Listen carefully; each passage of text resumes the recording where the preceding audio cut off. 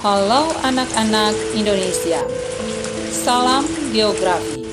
Jumpa lagi dengan saya Berna Detemite, guru mata pelajaran geografi SMA Negeri 1 ini.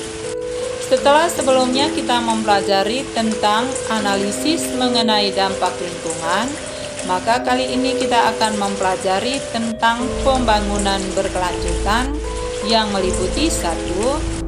Pengertian pembangunan berkelanjutan. 2. Prinsip-prinsip pembangunan berkelanjutan. 3. Ciri-ciri pembangunan berkelanjutan. Dan yang keempat, pemanfaatan sumber daya alam berdasarkan pada prinsip-prinsip pembangunan berkelanjutan. Kita mulai yang pertama, pengertian dari pembangunan berkelanjutan. Menurut Emil Salim, pembangunan berkelanjutan adalah suatu proses pembangunan yang mengoptimalkan manfaat dari sumber daya alam dan sumber daya manusia dengan menyerasikan sumber alam dengan manusia dalam pembangunan. Nah, di Indonesia sebenarnya pembangunan berkelanjutan itu sudah diatur dalam aturan undang-undang. Salah satunya adalah pada pasal 3 Undang-Undang Nomor 4 Tahun 1982 tentang pengelolaan lingkungan hidup. Menurut undang-undang tersebut dijelaskan bahwa pengelolaan lingkungan hidup perlu dilakukan pembangunan yang berkesinambungan untuk meningkatkan kesejahteraan manusia. Dalam artian bahwa dalam menunjang perekonomian masyarakat perlu akan adanya batas dalam menggunakan sumber daya alam.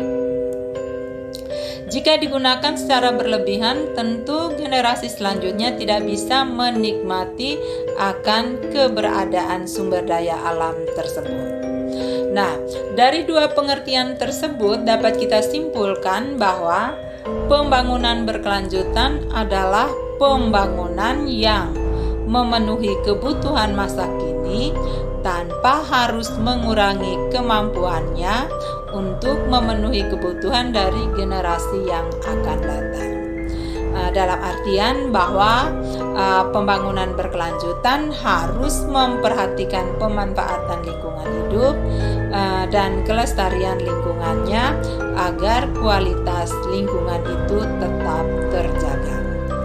Nah, sebenarnya konsep pembangunan berkelanjutan ini merupakan kesepakatan global yang dihasilkan oleh KTT Bumi Rio de Janeiro pada tahun 1992. Di dalamnya terkandung dua gagasan penting, yakni yang pertama gagasan kebutuhan.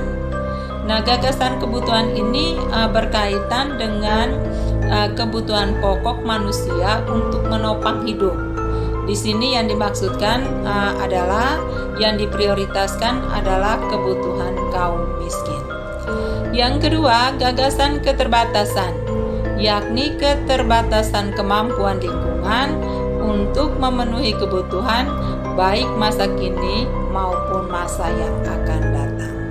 Sehingga dengan demikian bahwa pembangunan berkelanjutan juga dapat membantu meningkatkan kesejahteraan masyarakat dan mempermudah pemenuhan kebutuhannya tanpa menghambat pembangunan generasi selanjutnya untuk melakukan hal yang sama. Selanjutnya kita masuk pada prinsip-prinsip pembangunan berkelanjutan. Ada 5 prinsip utama dari pembangunan berkelanjutan. Yang pertama adalah prinsip pemerataan atau equity. Nah, prinsip pemerataan atau equity merupakan target utama dari pembangunan berkelanjutan karena diharapkan dapat mengecilkan kesenjangan ekonomi dan sosial di masyarakat. Nah, selain itu, dengan berpegang pada prinsip pemerataan, semua anggota masyarakat mendapatkan kesempatan yang seimbang. Yang kedua, prinsip ekonomi.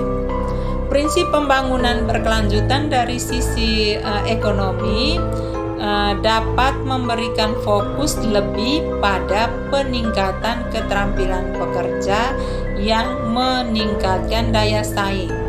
Nah, meningkatnya daya saing dalam mendapatkan pekerjaan yang layak dan juga pendapatan yang lebih baik. Bisa juga menimbulkan peningkatan kinerja infrastruktur dasar ataupun pada infrastruktur informasi. Yang ketiga adalah prinsip energi.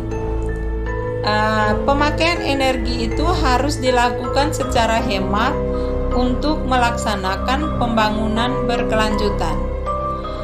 Mungkin terdapat beberapa metode yang dapat dilakukan untuk menghemat energi. Misalnya kita menggunakan energi yang dapat diperbaharui secara optimal. Mungkin yang kedua, kita bisa menghemat penggunaan sumber-sumber energi yang tersedia saat ini, khususnya sumber-sumber energi yang tidak dapat diperbaharui. Yang berikut, prinsip ekologi. Ekologi atau lingkungan harus dilestarikan selama melaksanakan pembangunan berkelanjutan. Agar kelestarian lingkungan ini dapat dilakukan dengan maksimal, maka kita dapat melakukan hal-hal seperti menggunakan lahan campuran, memastikan tetap ada ruang terbuka hijau, dan membuat sistem yang dapat membuat transportasi dan bangunan terintegrasi dengan baik. Yang terakhir adalah prinsip peran serta. Artinya pembangunan berkelanjutan ini harus dilakukan dengan partisipasi masyarakat luas dan pemerintah harus memfasilitasi hal tersebut. Salah satu hal yang dapat dilakukan oleh pemerintah untuk membantu masyarakat untuk berperan aktif dalam pembangunan berkelanjutan adalah dengan menampung aspirasi publik. Nah, dalam hal ini, masyarakat harus berperan serta dalam proses pembangunan berkelanjutan dan pemerintah juga turut berperan sebagai fasilitator pemberdayaan masyarakat yang mampu menampung aspirasi dari masyarakat. Sedangkan menurut konferensi PBB dalam KTT Pembangunan Berkelanjutan tahun 2002 di Johannesburg, Afrika Selatan, prinsip-prinsip pembangunan berkelanjutan ini antara lain satu, keadilan antar generasi. Nah, prinsip ini mengandung arti bahwa setiap generasi manusia di dunia ini memiliki hak untuk menerima dan menempati bumi bukan dalam kondisi yang buruk akibat perbuatan generasi sebelumnya. Yang kedua, prinsip keadilan dalam satu generasi. Prinsip ini merupakan prinsip yang berbicara tentang keadilan di dalam sebuah generasi umat manusia, di mana beban permasalahan lingkungan harus dipikul bersama oleh masyarakat dalam satu generasi.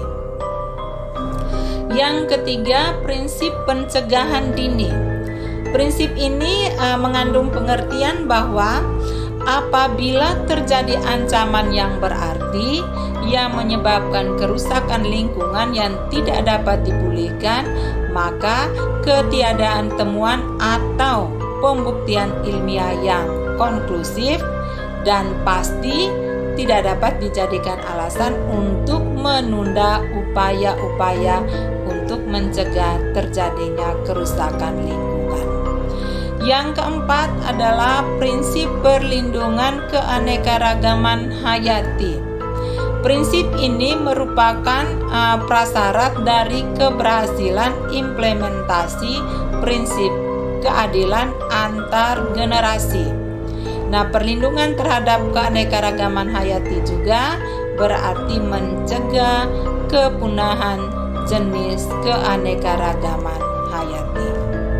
Yang berikut kita masuk pada ciri-ciri pembangunan berkelanjutan. Pembangunan berkelanjutan memiliki karakteristik yang khas yang berbeda dengan pola pembangunan lainnya yang selama ini dilaksanakan. Nah, ciri-ciri pembangunan berkelanjutan ini meliputi yang pertama, menjamin pemerataan dan keadilan. Strategi pembangunan yang berkelanjutan ini dilandasi oleh pemerataan distribusi lahan dan juga faktor-faktor produksi. Lebih meratanya kesempatan perempuan dan pemerataan ekonomi untuk kesejahteraannya. Yang kedua, menghargai keanekaragaman hayati. Dalam artian bahwa keanekaragaman hayati merupakan dasar bagi tatanan lingkungan. Nah, pemeliharaan keanekaragaman hayati memiliki kepastian bahwa sumber daya alam selalu tersedia selama atau secara berlanjut untuk masa kini dan juga masa yang akan datang. Yang ketiga, menggunakan pendekatan integratif. Artinya dengan menggunakan pendekatan integratif, maka keterkaitan yang kompleks antara manusia dengan lingkungan dapat dimungkinkan untuk masa kini dan juga pada masa yang akan datang. Dan yang keempat, menggunakan pandangan jangka panjang. Dalam artian bahwa untuk merencanakan pengelolaan dan pemanfaatan sumber daya yang mendukung pembangunan agar secara berlanjut dapat digunakan dan dimanfaatkan. Nah, dari gambaran di atas dapat kita kemukakan bahwa pembangunan berkelanjutan ini berusaha menyatukan 3 dimensi ekonomi, sosial, dan lingkungan hidup menjadi suatu sinergi dalam meningkatkan kualitas manusia. Kalau kita lihat dimensi ekonomi dalam pembangunan berkelanjutan, artinya dia tetap memfokuskan kepada pertumbuhan, pemerataan, dan stabilitas serta menyertakan ekoefisiensi di dalamnya. Itu mungkin yang berkaitan dengan dimensi ekonomi.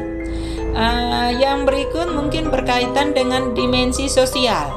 Itu artinya dia mencakup pemberdayaan peran serta, kebersamaan, mobilitas, mungkin juga identitas kebudayaan, pembinaan kelembagaan, dan pengentasan kemiskinan. Yang berikut dimensi ekologi. Nah, dimensi ekologi itu sendiri sebenarnya bertujuan untuk integritas ekosistem, ramah lingkungan, dan hemat sumber daya alam, pelestarian keanekaragaman hayati, dan juga tanggapan terhadap isu global. Yang terakhir kita masuk pada pemanfaatan sumber daya alam dengan prinsip-prinsip pembangunan berkelanjutan. Sumber daya alam itu sebenarnya dimanfaatkan untuk sebesar-besarnya bagi kemakmuran rakyat dengan tetap memperhatikan kelestarian fungsi lingkungan hidupnya. Dengan demikian, sumber daya alam memiliki peran ganda, yakni sebagai modal pertumbuhan ekonomi dan sekaligus sebagai penopang sistem kehidupan. Pemanfaatan SDA berkelanjutan ini sebenarnya adalah prinsip yang dilakukan untuk menjaga kelestarian SDA dalam jangka panjang. Mungkin kita lihat yang pertama adalah pemanfaatan kehutanan berkelanjutan. Kehutanan berkelanjutan ini sebenarnya bertujuan untuk menjaga kelestarian sumber daya hutan dan kelestarian lingkungan untuk kepentingan hidup manusia saat sekarang dan juga generasi yang akan datang. Dalam artian bahwa sumber daya hutan merupakan sumber daya alam yang sangat erat keterkaitannya dengan lingkungan hidup, baik secara fisik maupun sosial budaya. Sehingga dengan demikian, apabila kerusakan sumber daya hutan Itu artinya dapat berdampak pada kerusakan iklim, kerusakan sungai, dan juga kerusakan lingkungan hidup manusia. Sehingga dengan demikian dalam pengelolaan sumber daya hutan tidak terlepas dari pengelolaan sumber daya alam secara komprehensif dan berkelanjutan. Yang kedua, pertanian berkelanjutan. Secara umum, pertanian berkelanjutan bertujuan untuk meningkatkan kualitas kehidupan. Nah, untuk mencapai tujuan tersebut, mungkin ada beberapa kegiatan yang mungkin bisa dilakukan, misalnya dengan meningkatkan pembangunan ekonomi, memprioritaskan kecukupan pangan, meningkatkan pengembangan sumber daya manusia, dan juga menjaga stabilitas lingkungan. Yang ketiga, pertambangan berkelanjutan. Kegiatan usaha tambang berisiko tinggi dan menimbulkan dampak terhadap lingkungan fisik dan sosial. Pengelolaan tambang yang berkelanjutan memerlukan adanya komitmen perusahaan terhadap nilai-nilai keberlanjutan. Selain itu, struktur organisasi sistem manajemen yang memadai juga diperlukan. Sehingga dengan demikian kegiatan pertambangan berkelanjutan dapat dilakukan untuk memenuhi harapan sosial terhadap lingkungan di sekitarnya. Yang keempat adalah industri berkelanjutan. Nah, kegiatan industri ini berperan terhadap 3 hal secara signifikan, yakni kepada sistem ekonomi, faktor sosial, dan juga faktor lingkungan. Nah, pengaruh industri terhadap ekonomi dan sosial adalah pengaruh positif, di mana kegiatan industri dapat menciptakan lapangan kerja dan meningkatkan pendapatan negara. Sementara itu pengaruh industri terhadap lingkungan, yakni berupa pencemaran lingkungan, adalah pengaruh yang merugikan. Oleh karena itu, pelaksanaan aktivitas di sektor industri perlu memperhatikan prinsip-prinsip, yakni menggunakan SDA secara berkelanjutan, menjamin kualitas hidup masyarakat di sekitar lokasi penambangan, dan juga menjaga kelangsungan hidup ekosistem ekologi sistem alami. Nah, demikianlah video pembelajaran kita kali ini. Sampai jumpa pada video pembelajaran berikutnya. Salam sehat untuk kita semua. Tuhan memberkati.